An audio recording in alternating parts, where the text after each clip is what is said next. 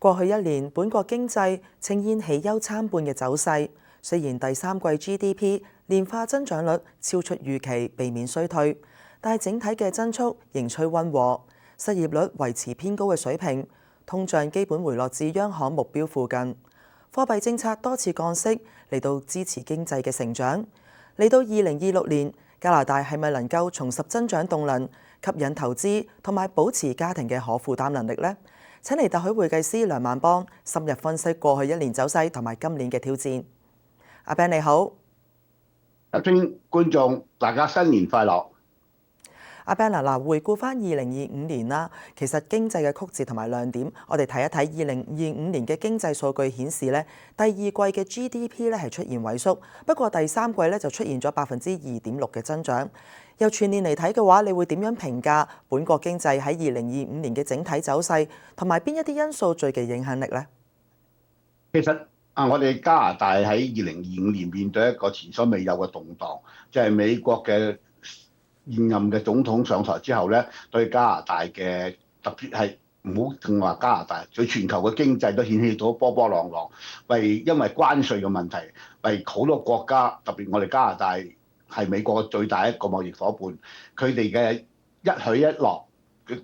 市場嘅改變，令到我哋加拿大嘅經濟係無所適從嘅。咁所以喺加拿大喺第二季嘅 GDP 係承接咗第一季美國總統上任之後，第二季完全冇辦法摸到下一步點樣行，而關稅嘅呢個魔掌係咁拍落嚟嘅時候咧，所以第二季嘅 GDP 係驟降，到第三季咧係上翻去，其實上翻2.6%唔代表我哋真係有咁嘅真正嘅韌力上到去，只不過就係一個好低處嘅地方還原嘅啫。咁所以喺第四季嘅 GDP 而家仲未出嘅時候咧，我相信一定係低於2%嘅。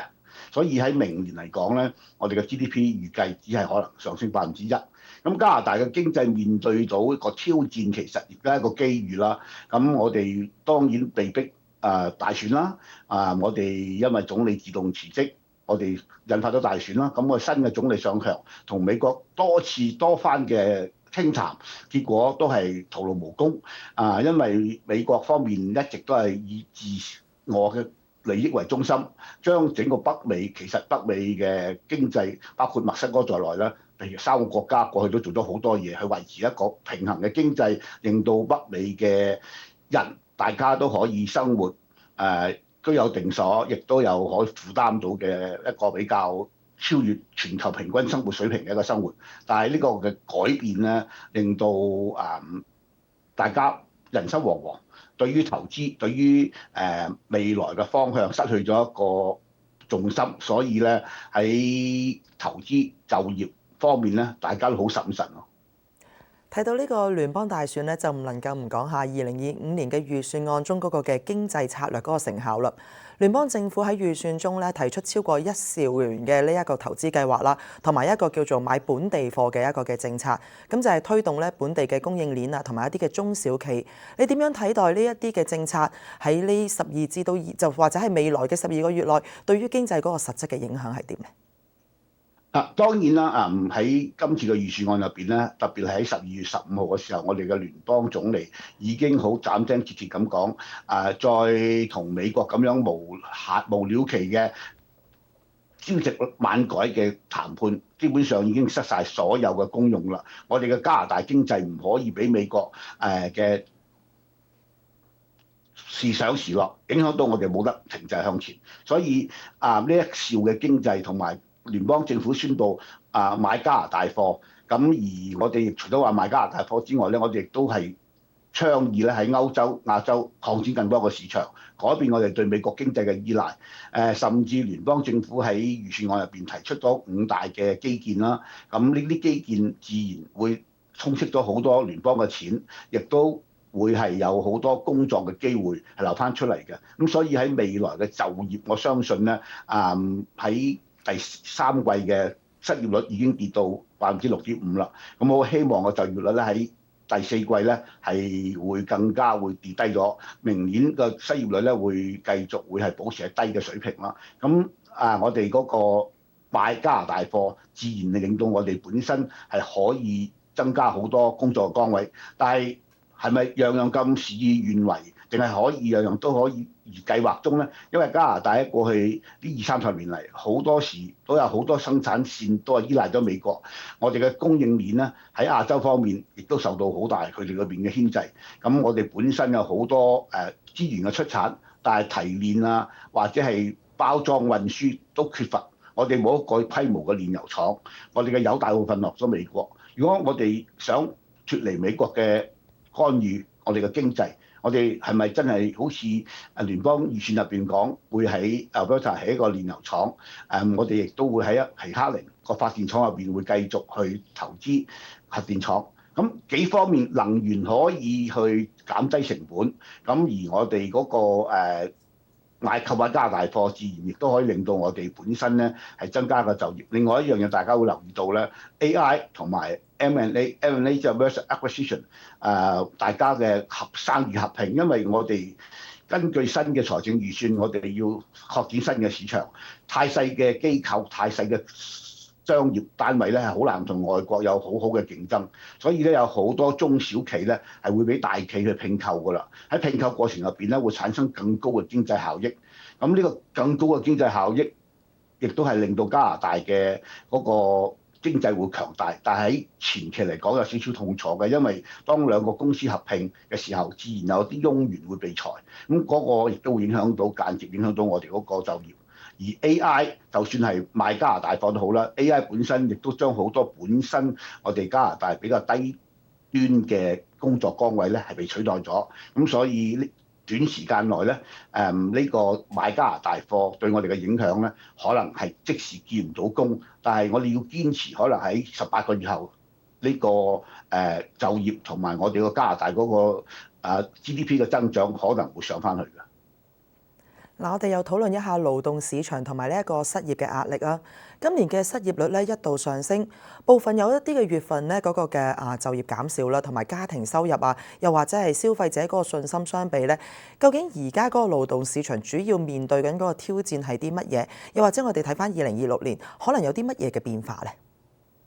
嗱，勞動市場而家最大嘅挑戰啊，係我哋嘅生產力，如果係主向單向嘅輸口去美國嘅。咁呢個突然間我哋就要停止啦。譬如喺幾個大嘅鋼鐵廠，就算收到聯邦政府嘅好多資助，佢哋都係喺年底前，明年3月咧，Algoma幾間大嘅鋼廠，佢哋都會裁員過千㗎啦。咁我哋嘅汽車製造業好多都係美國嘅車廠，大部分已經向南移咗過去啦。咁喺安省嚟講啦，呢個整個就業市場打擊係最大嘅，因為我係製造業啊嘛，而製造業面對喺鋼鐵類方面嘅關稅咧。我哋係冇辦法去抗禦到嘅，所以我哋唯有就係暫停生產。所以呢個就產生咗喺今年有咁大嘅失業率啦。但係如果我哋明確知道，根據我哋聯邦政府嘅指導下，我哋係會購買加拿大，同埋將個市場向亞洲、歐洲方面去發展嘅話咧，另外有一個好大嘅市場，我哋講咗啦，我哋就係會增加我哋嘅軍費嘅開支，迎合歐盟同埋北約嘅要求。我哋嘅軍費增加，咁我哋軍費增加開支嘅時候咧，自然咧對軍工嘅需求會多。咁軍工嘅需求其實起一條好嘅鐵路，起一條好嘅公路，幫助我哋加拿大運輸兵員、運輸資源，其實呢個都係一個軍工嘅開支嚟嘅。咁所以呢啲幾方面嚟講咧，喺未來係喺就業市場咧係會有強心針喺未來。咁所以我哋定咗方向㗎啦，唔好再日日懇求美國唔好加稅。我哋應該做就係你美加貿易協議喺明年10月之前傾得掂好，傾唔掂都好，我哋加拿大始終會挺起胸膛，按照自己嘅擬定嘅方針去行咧，我哋自然嘅商人就會有意甚至樂意去請人，將未來嘅一個經濟鋪一個網絡，要盡快去請人添，因為遲啲可能整個就業市場人才都冇咗啦，咁所以喺6個月後，我相信會見到有一個聘請人嘅潮流。但係因為要控制通脹啦，所以我相信工資明年嘅上升咧係唔會超過3%，平均喺3%度咯。嗱，好多嘅機構咧都預測咧就係話加拿大咧係避免咗呢一個嘅技術性嘅衰退啦。咁不過咧睇翻2026年咧就會慢慢咁樣恢復增長。你點樣睇呢一個叫做慢慢嘅恢復增長，但係不過仍然都有風險喺度咧？首先聯邦政府唔係應該我講我哋個央行啦，減利息已經到個地步咧，佢哋唔會再減息，因為再減息嘅話咧，喺長期息口嚟講咧，都冇辦法再減翻落去，變咗好多要求一個穩定性增長嘅機構或者商業咧，唔會因為今次減息會有任何嘅舉動，咁所以再減息只會影響通脹，所以咧央行嘅利息可能維持1.75加以前，呢個係唔會變，因為我哋嘅長期債券嘅息咧係冇跌過㗎。原因係每個國家喺疫情後都仲係拼命嘅借緊錢，咁喺長期嚟講，大家擔心個長期債券個風險仲喺度嘅，咁所以喺未來一年咧，我哋喺方向明確咗，商人自然會知道係投資喺邊度。我哋首先要將一個普通嘅供應鏈建立翻上嚟先，同埋咧就係要將我哋國家譬如有幾特別嘅一啲天然資源啦，點樣有效地，我哋嘅稀土點樣有效地，譬如 Ring of Fire， 我哋安省北部咧有大部好多好有價值嘅礦產，我哋點樣可以自己透過自己嘅製造，將稀土呢個全球而家最缺乏，亦都係最驚險一個環節嘅一個貿易談判嘅環節咧，點樣掌握翻喺我哋加拿大人手中？咁樣我哋喺未來咧喺世界嘅經濟舞台咧，會更大話事權。有呢個討價還價能力咧，我哋有好多產品咧，自然就可以喺世界各地繼續去推銷。咁我哋嘅就業、我哋嘅經濟同埋你嘅增長都會有一個嘅恢復喺度啦，上去㗎啦。好，唔該晒你阿 Ben，咁同我哋咧回顧咗2025年，亦都展望咗2026年嘅經濟。唔該晒你阿 Ben。拜拜。各位如果想重溫以上節目內容嘅話咧，可以去到本台嘅網站，點擊節目重溫裡面嘅傳媒對焦就可以啦。祝各位新年快樂，再會。